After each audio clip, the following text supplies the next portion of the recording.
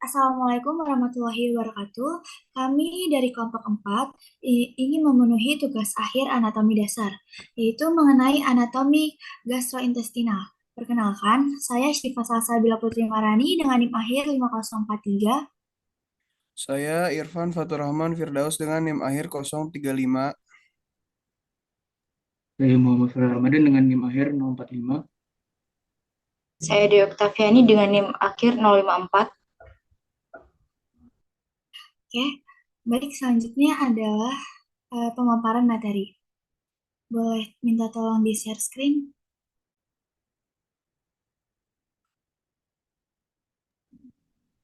Boleh next.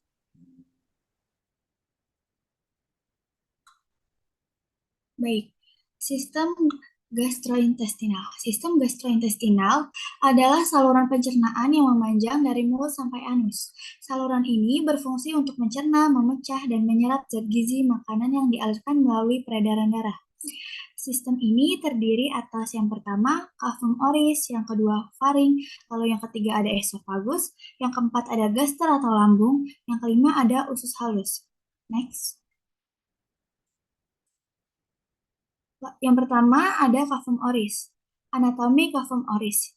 Pada bagian cavum oris terdapat labium superius, lalu ada gingiva, lalu selanjutnya ada palatum burung, lalu pada bagian tengah cavum oris terdapat palatum mole, ada tonsila palatina, lalu ada uvula palatina, selanjutnya ada isthmus facium, lalu pada bagian bawah cavum oris terdapat dentates molares, lalu selanjutnya ada dentates premolares, lalu ada dens canius, lalu selanjutnya ada dentes incisivi, lalu yang terakhir ada lingua atau lidah.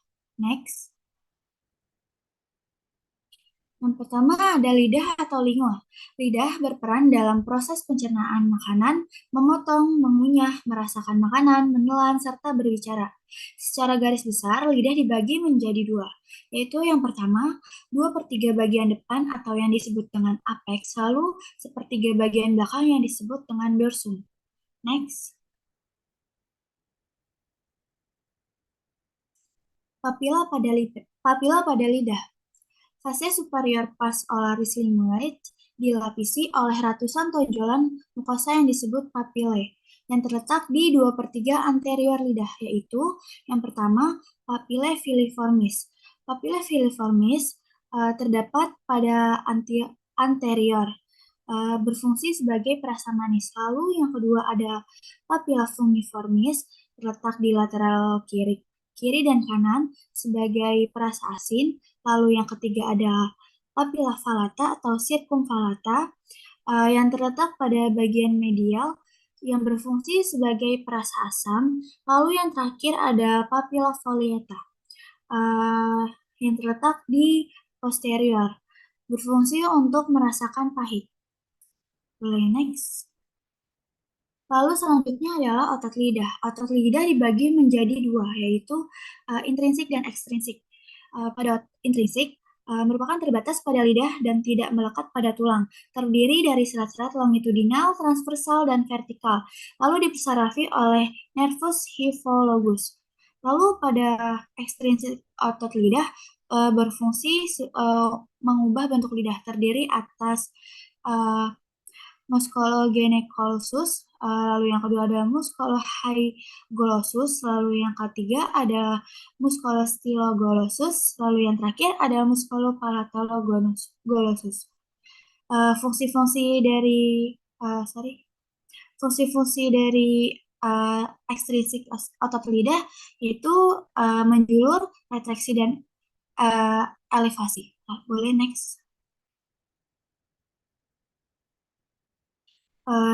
Di sini terdapat anatomi otot lidah intrinsik. Pada intrinsik dibagi menjadi 3 otot lidah, yaitu otot linguatudinal superior yang berada di bagian atas, lalu yang kedua ada otot transversal dan otot vertikal yang seperti serabut terdapat di tengah-tengah antara otot longitudinal superior dan otot longitudinal inferior, lalu yang terakhir ada otot longitudinal inferior yang terdapat di bagian bawah otot lidah intrinsik. Lalu otot lidah intrinsik ini dipersarafi oleh saraf hipoglossus. Boleh next. Lalu selanjutnya ada otot lidah ekstrinsik. Pada otot lidah ekstrinsik terdapat otot palatoglossus, lalu ada otot sitoglossus, lalu selanjutnya ada otot hyglossus, dan yang terakhir ada otot geniglossus. Next. Lalu ada kelenjar saliva. Nah, kelenjar saliva ini dibagi menjadi 3, yaitu ada gland parotid, ada gland sublingual, dan gland submandibularis. Nah, untuk gland parotis atau glandula parotis itu adalah kelenjar liur terbesar. Nah, letaknya itu di depan telinga pada ramus mandibula dan musculus master D, bermuara ke dalam vestibulus oris pada papilla parotidea setinggi gigi molar 2 atas. Lalu ada sublingual glands atau biasa disebut glandula sublingualis, yaitu terletak pada musculus mylohyoideus dan membentuk plicula sublingualis, bermuara pada crucula sublingualis. Lalu yang terakhir ada submandibularis, yaitu kelenjar liur rahang bawah yang bermuara pada caruncula sublingualis. Lalu ada palatum. Nah, palatum itu merupakan alat rongga mulut yang memisahkan rongga mulut dari cavum oris dan nasofaring. 2/3 anteriornya adalah palatum durum, serta 1/3 posteriornya adalah palatum mol, yang merupakan suatu jaringan fibromuskuler dibentuk oleh beberapa otot yang melekat pada bagian posterior palatum durum. Lalu ada palatum durum. Nah, palatum durum ini disebut juga palatum keras. Bagian palatum ini tuh ada di bagian rongga mulut yang berada di sebelah tulang maksilaris, bagian dari orofaring. Nah, palatum ini tuh dapat bergerak dan terdiri dari jaringan fibrosa dan selaput lendir. Palatum memisahkan rongga mulut dengan rongga hidung dan sinus maksilaris. Nah, ini nih yang disebut dengan palatum durum atau hard palatum. Lalu ada palatum mol. Nah, palatum mol ini adalah bagian dari orofaring yang mengandung mukosa pada kedua permukaannya. Intervensinya antara kedua permukaan mukosa adalah jaringan penghubung serta otot aponeurosis, banyak pembuluh darah, limfatik, dan kelenjar saliva minor. Secara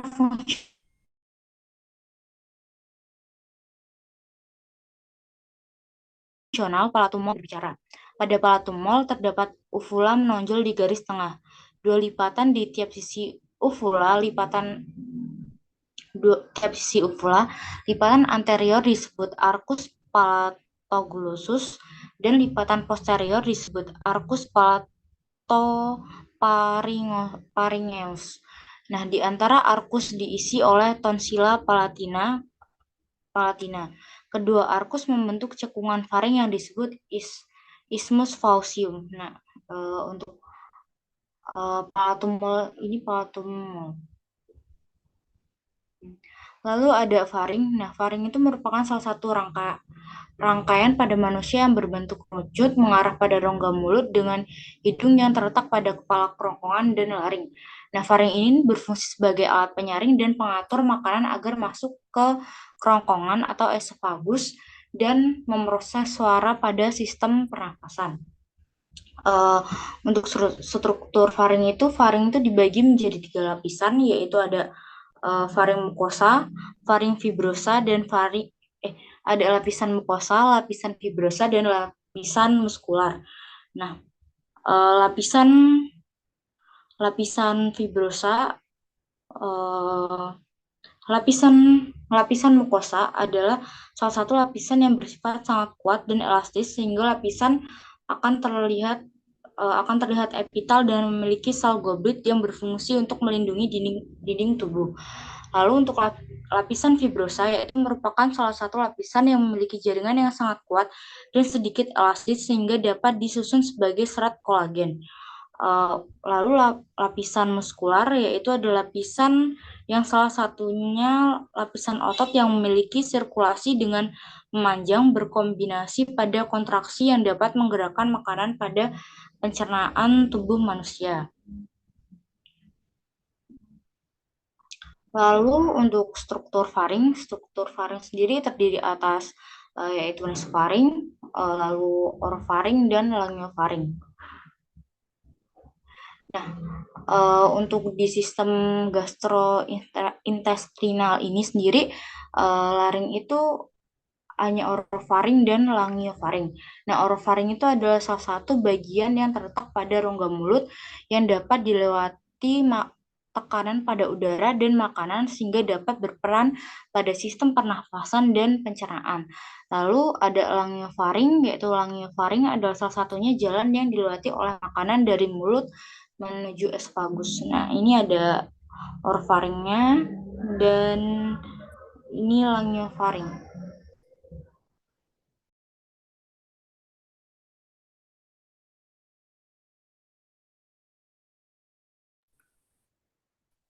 Selanjutnya ada esofagus. Esofagus atau kerongkongan adalah salah satu bagian organ pencernaan, yaitu sebuah tabung yang menghubungkan faring atau tenggorokan dengan lambung. Kerongkongan atau esofagus terletak antara trakea dan tulang belakang. Nah, kerongkongan melewati bagian bawah leher, menembus diafragma hanya di sebelah kiri garis tengah dan bergabung dengan ujung lambung. Esofagus memiliki panjang berkisar 25 sampai 30 cm. Dilanjut.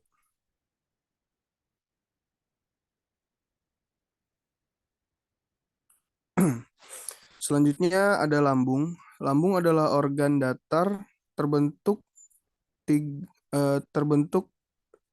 dan terletak di kuadran kiri di atas abdomen. Pada batas atasnya bergabung dengan esofagus beberapa sentimeter di bawah diafragma. Batas bawahnya menyatu dengan duodenum, tepat di sebelah kanan dari garis tengah. Lambung dapat dibagi menjadi kardiak, fundus, korpus atau badan, antrum pyloricus, canalis pyloricus, dan pylorus. Batas superomedial disebut curvatura minor, dan batas inferolateral disebut curvatura mayor. Dinding lambung terdiri atas 3 tunica muscularis, yaitu oblik di bagian dalam, sirkuler di bagian tengah, dan longitudinal di bagian luar.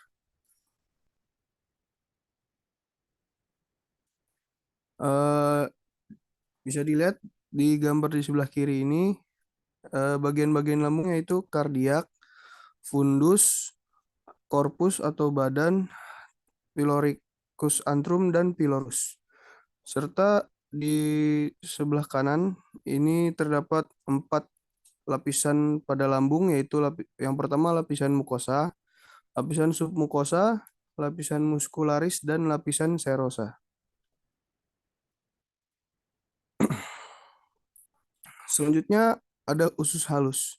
Usus halus adalah tempat terminal untuk pencernaan makanan, absorpsi, nutrisi, dan sekresi endokrin. Usus halus merupakan bagian terpanjang dari traktus gastrointestinalis dan terbentang dari ostium pyloricum, gaster, sampai plica ileocecal.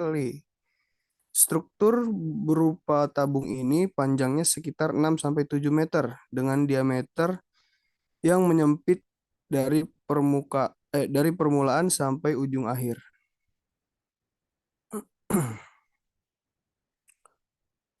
Bagian usus halus yang pertama duodenum, jejunum, dan ileum. Pada duodenum duodenum berbentuk seperti huruf C dan memiliki panjang 25 cm dan melingkar di kaput pankreas yang menghubungkan gaster dan jejunum.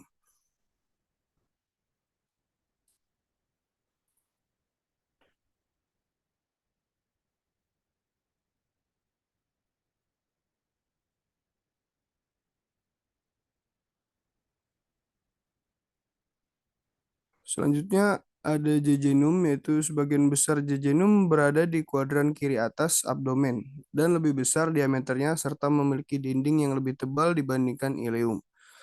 Lapisan bagian dalam mukosa jejunum ditandai dengan adanya banyak lipatan menonjol yang mengelilingi lumennya atau disebut plica circularis. Karakteristik unik jejunum adalah adanya arkade arteriae yang kurang jelas dan vasa rekta yang lebih panjang dibandingkan dengan yang ada di ileum.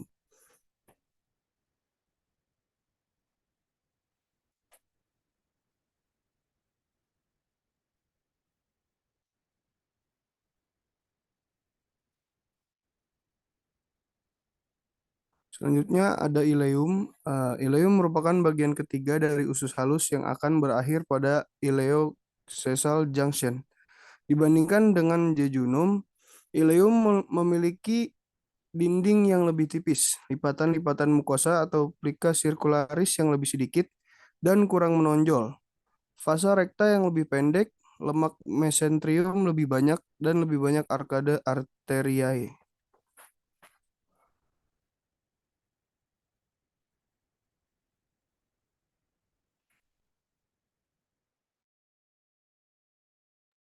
Berikutnya adalah usus besar. Usus besar merupakan lanjutan usus halus berbentuk kuku terbalik terdiri dari appendix vermiformis, colon ascendens, colon transversum, colon descendens, colon sigmoid, dan rectum. Panjang usus besar sekitar 140 cm, mulai dari valvula ileocacal sampai anus. Usus besar secara umum terdiri dari cecum, kolon, dan rektum. Usus besar memiliki fungsi yang terpenting adalah absorpsi air dan elektrolit. Kapasitas absorpsi kolon adalah 1.500 sampai dengan 2.000 ml atau 2 liter. Dibedakan dari usus halus melalui Taenia coli yang dibentuk oleh stratum muscularis longitudinalis dengan lebar 6 mm mulai dari pangkal appendix vermiformis terdiri atas Tanemia mesocolica yang di bagian dorsal berhadapan dengan kolon. Taenia omentalis yang berhadapan dengan omentum majus. Taenia liberia yang di bagian anterior, Pathaustrea, dan terakhir appendix epiplocae. Next.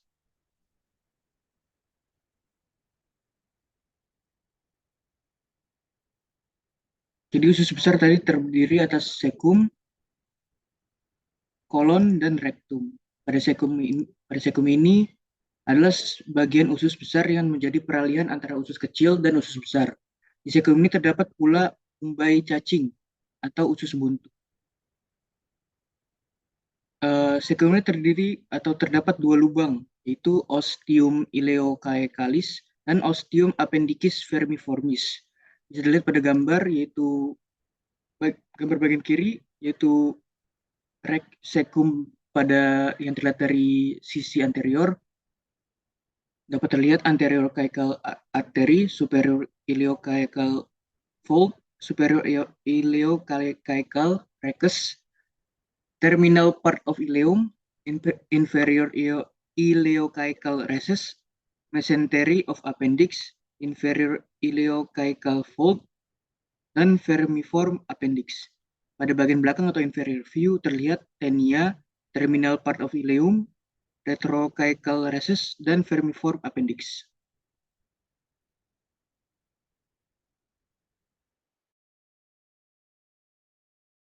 Boleh next.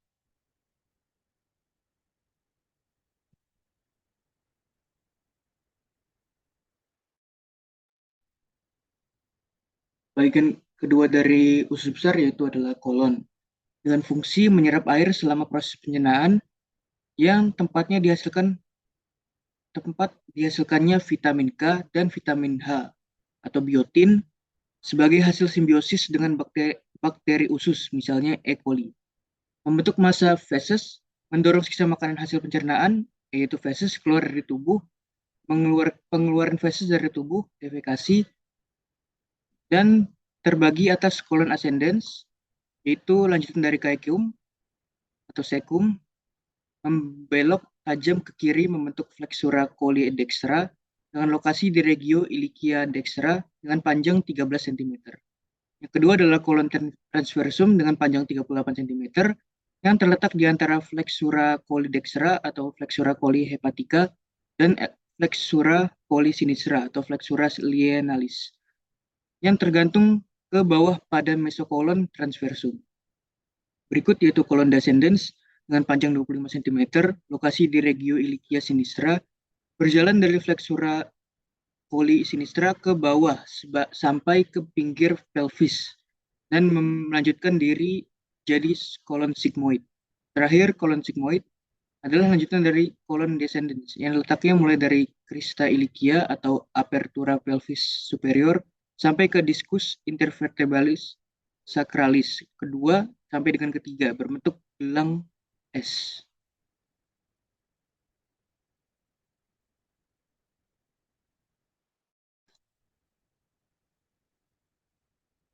Berikut anatomi dari usus besar, bisa dilihat appendix, cecum, ascending colon, dan di atasnya ada transverse colon. Di bagian kanan lanjut ke descending colon, terakhir masuk ke sigmoid colon dan keluar melalui rectum.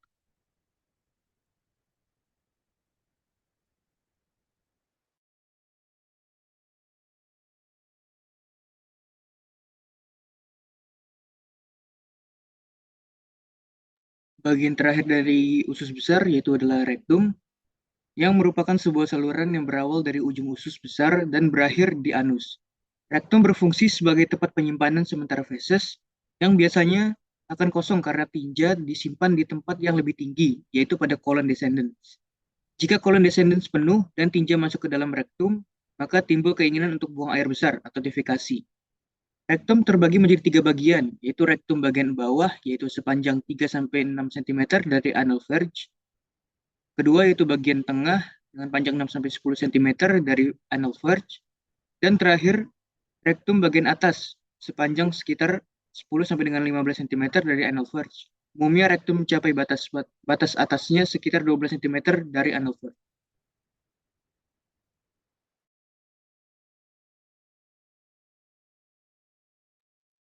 Berikut bentuk anatomi dari rektum.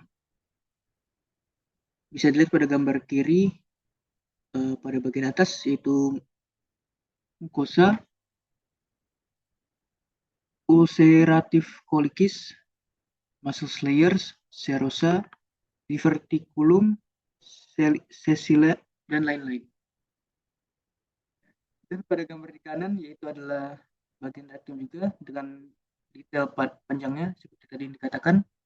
Bagian atas dengan rata-rata 12 cm, bagian tengah tadi 6 sampai dengan 10 dengan rata-rata 8, dan bagian bawah dari kisaran 3 sampai 6 cm dengan rata-rata 4 cm.